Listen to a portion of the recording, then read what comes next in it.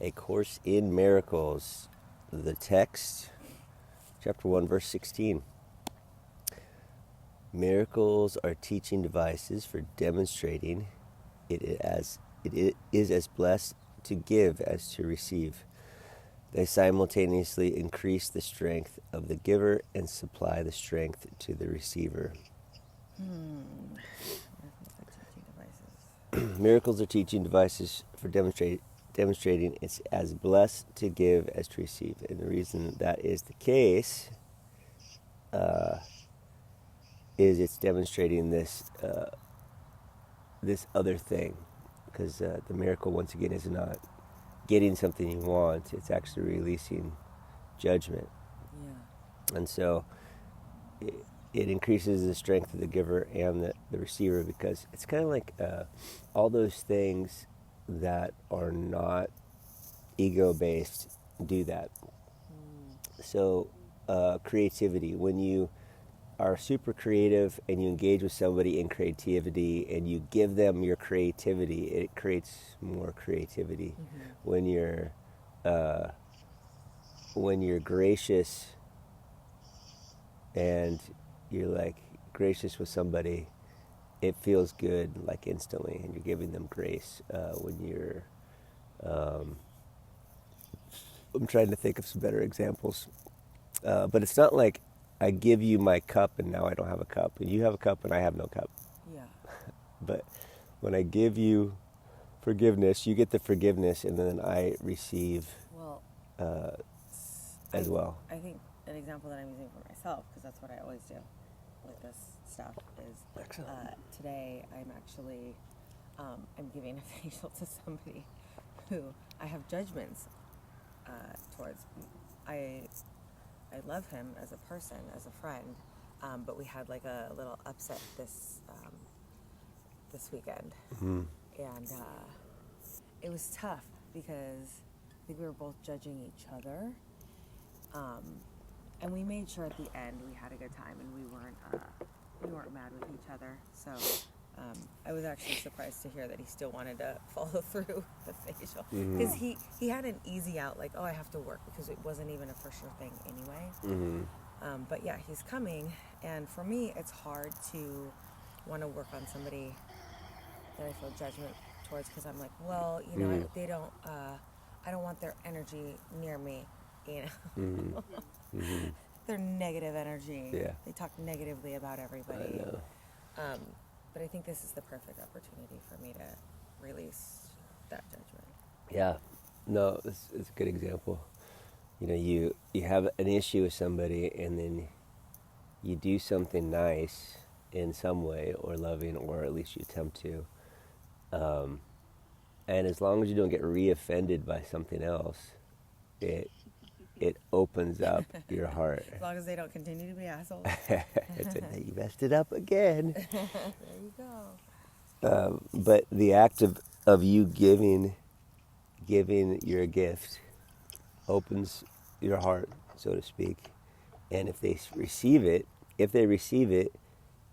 you actually have gained what you gave. For sure. Gained what you gave. Like, it's like you feel better, they feel better. Like, ah.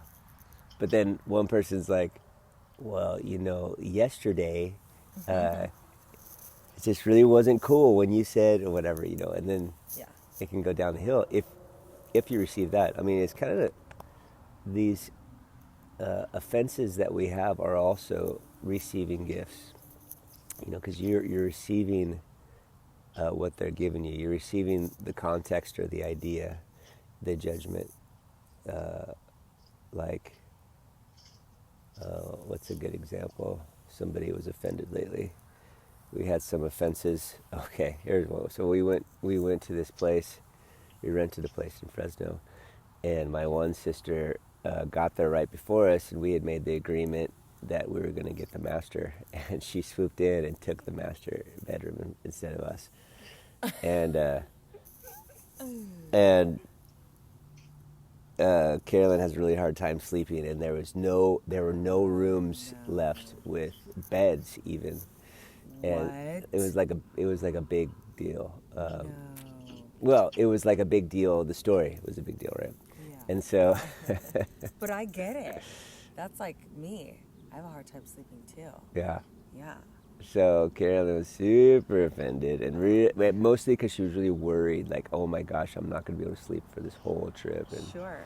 And I have to take care of the kids because they come to me because I'm mom and they say, Mommy, Mommy, Mommy. yeah, right. Because that's what happens. That's right. So Sorry. it could My spiral. husband just realized that. So. It can spiral down out of nowhere. And so Carolyn was gracious, and we figured it out. We ended up creating like a little sleep chamber for her, and in the master bedroom was a master closet, which was so big we made it into like a bedroom. Awesome. Yeah, it ended up being a good dark chamber of sleep, which is great. Even better, yeah. Cool. But all the while, for example, if Carolyn could have held her grudge till the next day, my sister probably would have reacted to her, right? Like, Sure. And they could have just lost it. And so, but she was able to let it go, and it felt better for Carolyn instantly, because she's like really bothered when she's bothered. I think it was a principal thing. Yeah, for sure. Oh, kids. Okay, miracles. So 17, miracles transcend the body. Whoa, what's up, buddy? Miracles transcend the body. They are sudden shifts into invisibility, away from the bodily level. This is why they heal. So, invisibility, we're talking about, they transcend the body, because the whole world that we are in is all about this body stuff. And the spirit doesn't have anything to do with the body. In fact, at an ultimate level, according to spirit, there is no body. Like the body is so secondary, it's not even on the list. There's a list of 1 as far as reality, and then 2 never happens. So all these things that pertain to body, like if I don't get food, if I don't get resources for my food in the future, if I don't get food, and these are like basic human needs that we think is really important, which would be fine, right? That's good, but we don't even, most of us don't even have those needs. Right? We have plenty of food, but so then we worried about the next body thing. Well, what if I don't have food in 5 years? What if my food isn't the right food? Okay, well, let me have all the right food, and no, food's fine for a while. Okay, well, what if my body doesn't have the appropriate clothing? Well, I have all the clothing I need. Well, what if people don't like the clothing that my body has, and the person thinks poorly of the clothing my body has? Well, it's fine right now. Well, what if in 5 years my clothing is not the right clothing, and the other bodies think my body is not the right body? The other bodies. And when you say it like that, it sounds stupid. It sounds so silly, right? Well, what if my body is not in the right container that protects the body from the elements in 5 years? What if I'm not in the right one then? And we end up being all bent out of shape about the body, and our whole time in existence is about the body and what the body wants and the body's going to have. And then if you could be super spiritually enlightened, and you're like, wow, I'm not a body, even then you can get bent out of shape about the personality. It's like, okay, well, I'm not the body, but the personality, this ego structure. And then you can be like, well, my place in the world, my reputation's everything. Well, our family, how our family is seen in the world is everything. And there's definitely a body element, but it's even more subtle, this separation thing. And so miracles transcend the body. They are sudden shifts into invisibility away from the body level. And so to the body, and even to the ego, it's an invisible world. So how do you see the invisible? You don't see the invisible by gaining sight for your eyeballs. You see the invisible by removing the blockages to your spiritual vision. And once again, we go back to that same lesson that we've talked about 1,000 times now. Is it's through forgiveness. You got to take off the rose-colored glasses of my judgment, the way I see the world, and we see it as the Spirit sees it. And that's one of the prayers that comes up in one of the lessons is help me to see this as you see it. And then there's another lesson that says help me to give up my miscreation so that I can experience your creation. And all the while, every time, it's always right here. It's nothing to be gained. It's nothing that we need to achieve. It's nothing we even need to understand. It's always, our work is always to forgive, which is to let go of my judgment. And if ever my moments right now and the situations right now and the people right now and myself right now need changed, that's the lie and that's the lesson and that's the curriculum. And the curriculum's next step is always I need to let go of this concept. I need to let go of this idea that's blocking me from the experience of love. And the Course calls that forgiveness. Sue, are you there? I don't know. Yeah, I'm like, is let go really the right? That's good. Let's talk about that. Okay. Yeah. So. Is let go the right word for that? Question, yeah. So the main question is like, so is that then why the what do you call it? Why practicing magic really is essentially harmful? Because like, I guess, like, can you practice magic? Is magic harmful? That's another good question. Is magic what, I'm sorry? Is magic harmful? That's another good question. Yes, harmful. But I guess, doesn't that also depend on like what the definition of magic is too? Well, the definition of magic, according to the Course, is wanting to do something to change circumstances and things in the world. Wanting to change the physical world, according to the Course, is magic. And it never says it's harmful, and it never says it's bad either. It just says it means nothing. That's all it says. But yeah, because in a way, sorry, were you going to say something? No, that's it. Yeah. Because in a way, even forgiveness can then be considered magic. Well, forgiveness and magic are different in that they're the same in that your experience for sure changes. Your experience for sure changes. Yeah, magic is changing the outside world. Forgiveness is changing your inside. Yeah, right? Physiologically, there's hormones that get released from our emotions. Like that's what emotions are. It's hormones. And when we forgive, well, emotions are hormones. That's another good question that we can look at. Let's write these down because these are all good questions, and there's way more to each of these. These suppositions that we accept as true and walk on. It's like is that true?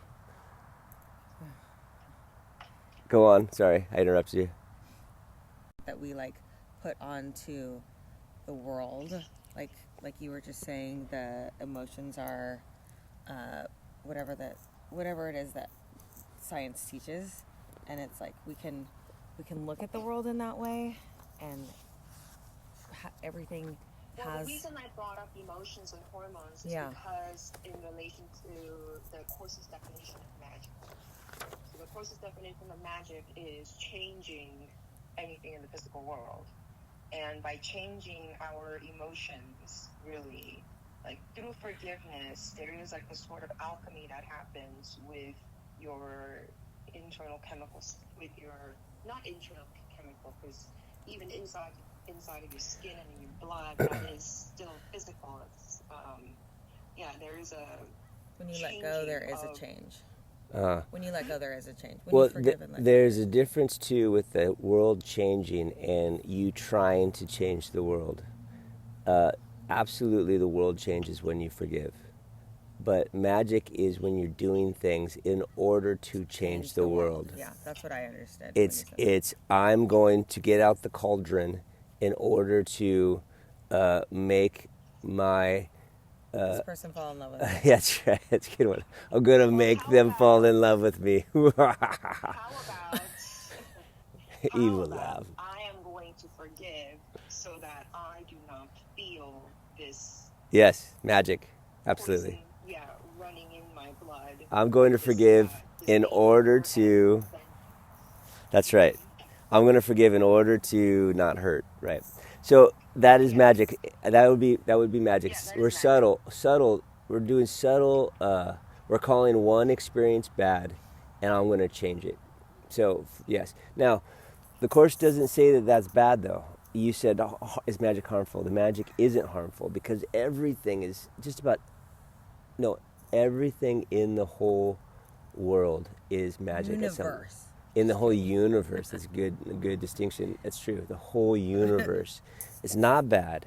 It is how we have this experience.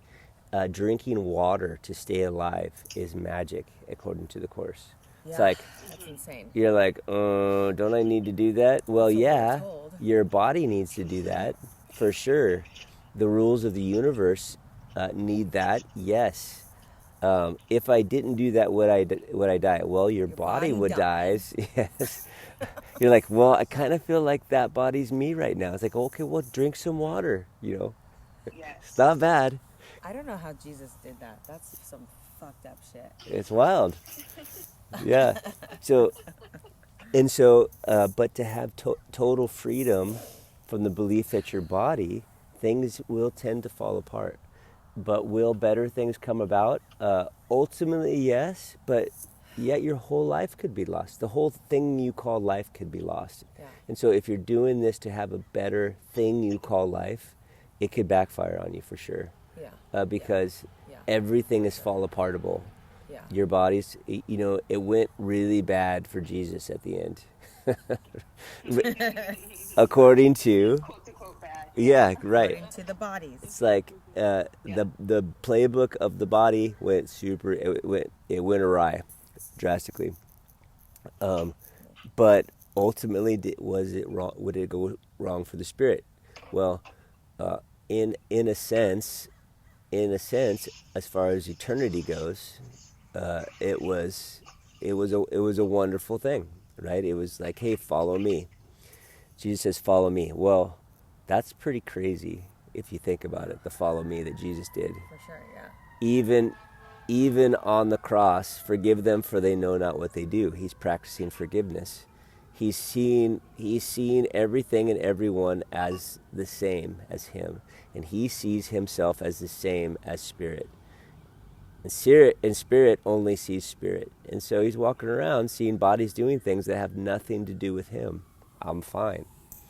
And the Course talks about how without sin, there is no pain.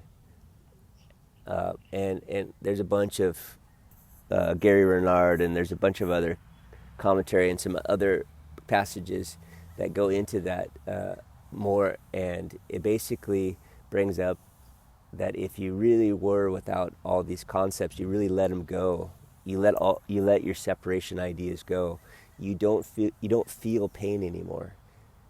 The pain of the body that derails us, the pain of the body that just freaks us out and gives us a very horrific experience in life on all the levels. You don't feel anymore. Now maybe there's stimulus and you're able to get by, and it's not like you're crippled, like you don't have leprosy, right? You're not numb and things start hurting. But it's that suffering element of pain that derails us.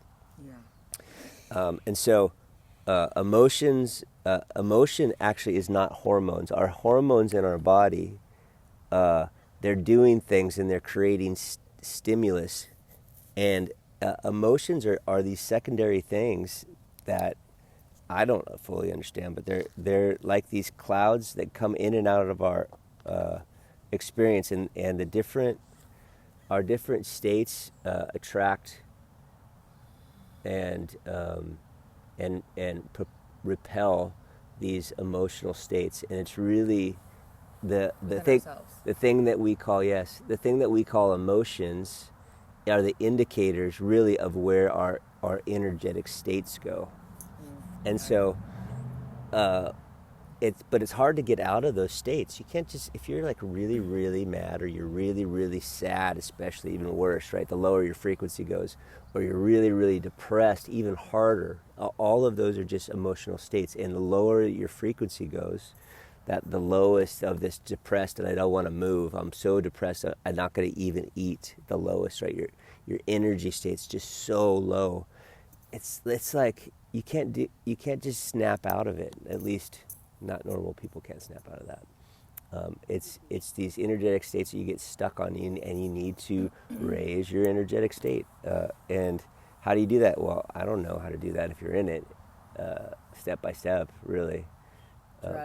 Drugs. I mean, drugs are really helpful. Drugs are really helpful to get out of those energetic states. But then people get wrapped up in these drug things, in that it hooks their bodies, and we're already hooked with the body, right? Because we're addicted to this. We're dependent on the most addictive substance that the body has, which is food. We're dependent on it, and so how do you get away from the thing that you're dependent on? Tell me, because I need to lose some fucking weight. Yes, so the body problems are, it's enough to get wrapped your whole world into. Yeah, it's insane. Anyway, that was a lot. Sorry, Sue. Tell me, what'd you hear? What was your question? Shit.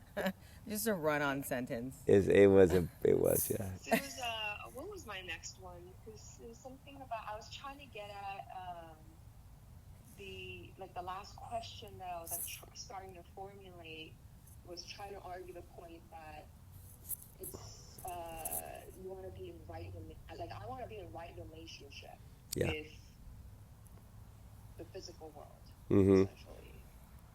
And it was the last thing you said. That something was. You didn't. I know you didn't say it was bad or wrong. But that. I don't know. You want to be in a right relationship with the world. There was something that Javon said that I was like, wait, no, I don't think that's right. I think it should be a right relationship that you're looking for. But I can't remember what exactly it was that. That's not right. Yeah, I know. Yeah. Which That's wrong. Remember, you're right. It's always good to notice your own temperament too, and being right is so wonderful. I know you could probably relate. I feel like you have. I do like being right. Don't we all? We don't know. You don't go and gather all this information and knowledge for nothing. Yeah, to get to a level where you can teach people if you don't have that drive to. But we're not supposed to get to levels, remember? No, hold on. Carolyn's calling me. Want something? He just wanted to know when Mom was coming home. Oh, poor baby. What time does she come home? 7? Probably. Okay. Our temperaments are really helpful. And if, for example, if you are a 1, for example, the need to be right is overwhelming, but all these things are just concepts that we get stuck in. It's not you. Can I share something else too? Yes. So I'm super into astrology right now, right? And then I just found out that, I don't know how familiar you are. I'm not familiar, no. Yeah. I'm not. So, there's something called the North Node, North and South nodes, which represents your karmic path in your highest calling. And then there's your midheaven and the opposite of that. I forget the Latin word that represents that, but it's like that's the highest point of your chart and then the lowest point. And I found out that my midheaven and my north node are actually conjunct. So that means they're like in the same direction. And I was looking at everybody else's chart. Nobody else has that, at least from what I was, all of my friends. Like, I think, Layla, yours was, yours is separate. And, anyway, so there's this like really strong drive for my soul karmic purpose to reach for the highest, like, whatever. And to be right, it all it's your destiny. To be right. Yeah. It's like destiny to be right. That's right. Glad that's working out for you. To figure this out, yeah. And then, I'm also switching careers. Gonna go into, I'm gonna learn Ayurveda, and I'm gonna go into like the healing field.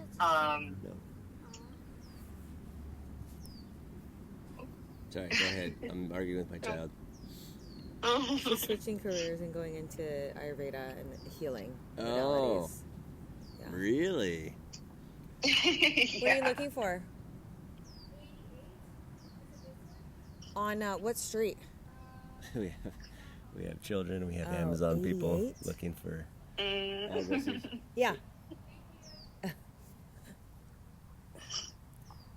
Okay. Switching. Yeah, so switching I am careers. going to be.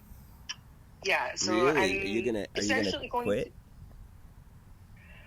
I think I'm eventually going to get laid off within the next. No way. Maybe What? 2-3 years. Oh, 'Cause- 2-3 years. Oh, wow. Yeah, 2-3 years. Yeah. Probably not any. Yeah, I'm doing good right now. Within But 7 to 12 years. Something's gonna happen. No, but it's good to be prepared. I get it. Sure. Yeah. Well, especially if you Oh, want to make okay. a business, that'd be awesome to get it going on the side. Yeah, for sure. yeah, that's the hope and the preference. The only thing I worry that about I don't you. have to- The only thing I worry about you with Yeah. with doing that, Sue, if you don't mind me saying, because I think I know Yeah, you well yeah, enough that I please. can say this, is Yeah. you're going to need to be comfortable trusting. So we pulled cards the other day, Uh-huh. and she goes, she kept pulling. Can I share this? The cards that we pulled? Yeah, or, please. okay. Oh, she yeah, kept yeah. pulling the card that said like trust your intuition, trust your. I think we talked about this before, and she was like, I don't know what this means, and I was like, trust your intuition. Like you don't need to know what it means. Just trust that you know what it So I guess my What exactly is that thing that's going to say? Yeah. My intuition going to say. and I think the biggest thing, if you're gonna work for yourself and do healing modalities, you're gonna need to trust that what you're doing is right without thinking like, is this right all the time? Yeah, and like, am I saying this in the best way that Right. can be of service? Yeah, because sort of that's a thing, you're gonna fail if you which do is that. which is why I'm trying to get the foundations right. I know, but I Like, think you don't and need to feel get the foundations right because it's just. Well, I'm not trying to be like not facetious. I'm not trying to Like be argumentative or mock you or anything. I'm yeah. being genuinely like in a loving way. I'm saying like it's like Jack Canfield. He used to say, "Ready, fire, aim." Not ready, aim, fire. Because if you're constantly aiming, you're never gonna feel good about firing and hitting the target. You kind of have to hit the target to the right a little bit, and then aim again to the left and hit the target. Does that make sense? Yeah. Where it's like ready, fire, aim. Ready, fire, aim, and you have to fire before you can, Well, all that stuff is all. This is moving out of core stuff into like creation stuff, which is wonderful. It's wonderful, but here's the distinction between the two. The course says it's all perfect for your curriculum, and the whole thing is used for you to let go whenever you suffer, and whenever you have any kind of indicator that something is bothering you or you're frustrated, or you're a tiny, tiny, tiny, tiny bit sad, or you're raging, angry, or any of that, right? It's all, there's only complete bliss and separation. Like, that's it. There's only love or fear. And anytime you experience anything less than love, well, then we're back in the Course. Okay. And you get a chance to get curious, really. The whole thing is really about getting curious. And you say, I don't know if it's letting go. That's what you said earlier. And the reason why I call forgiveness letting go is forgiveness is not calling something that's bad good, or okay, or letting it slide. You know, you're a horrible person, but I'm so spiritual, I'm going to let it slide. It's not that at all. It's the reason I experience you as horrible is because I have a judgment of how you should be. And ultimately, a lot of times in that scenario, how you should be is how I am. And so if you were like me, then you'd be wonderful. Or maybe even if not, I have this other idea of how you should be. And so I'm looking at the personality, and I'm looking at the body, and I'm judging its behavior and its condition in the right or wrongness of it. And spirit only sees spirit. Spirit doesn't see a body. Spirit doesn't see a personality. Spirit sees spirit. Jesus looked out and saw spirit and saw bodies doing things to other bodies. And he said, forgive them, Father, because they know not what they do. It looked like they were doing a hateful, murderous thing, but they weren't, because only the bodies were doing that. It's like, no, they were doing that. Their bodies were doing that. It's like, no, they're not bodies. You're like, what? What the hell are you talking about? They're like nailing a stake into your body. It's like, yeah, it's just the body. What? And so what makes that disconnection? What makes those two different worlds? Because it really creates two different worlds. The real world, Spirit's Course says that there is a real world, which is a made-up world, funny to say. The real world is the beautiful world that you get to exist in a body that is made up, but super positive and awesome and lovely and full of life and forgiveness and bubbliness.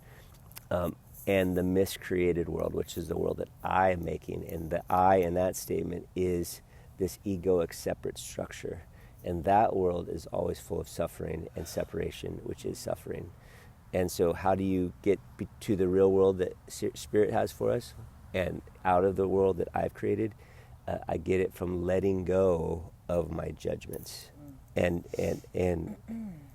the main judgment, the main judgment is that I am a separate thing. That is the tiny mad idea. The Course calls it a tiny mad idea. What would it be like if I were separate? And that is forgiveness. That's why letting go is forgiveness.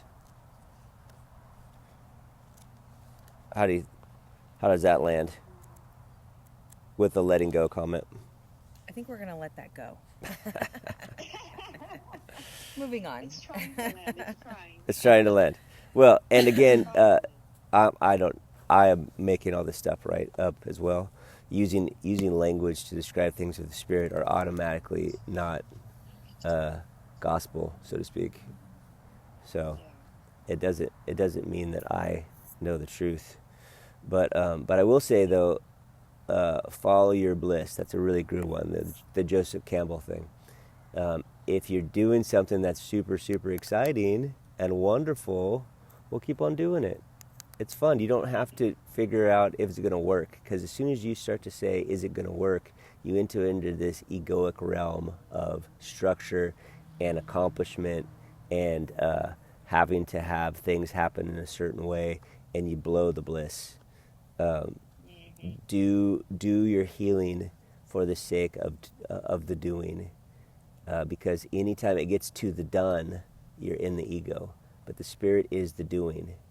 The Spirit is, it's not the scene, the thing that, the object, it's the seeing. It's not the one, I won the thing, it's the winning of it. It's all like this action and motion and fluidity is where spirit lives. And as soon as you get to the object, this hard thing at the end that you can pick up and put in your pocket, then we're in the ego world. That's fucked. Yeah. That's crazy. It really is like backwards, because Everything. like, to be successful.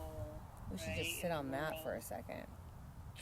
Your mind's like, it's a mind bender. Blown. Yeah. That's beautiful, though, I think. Yeah. Cool. Thanks for that nugget. I'll write that one on my arm. Arm right for the day. We just need to have like little. I want to make tattoos, fake tattoos.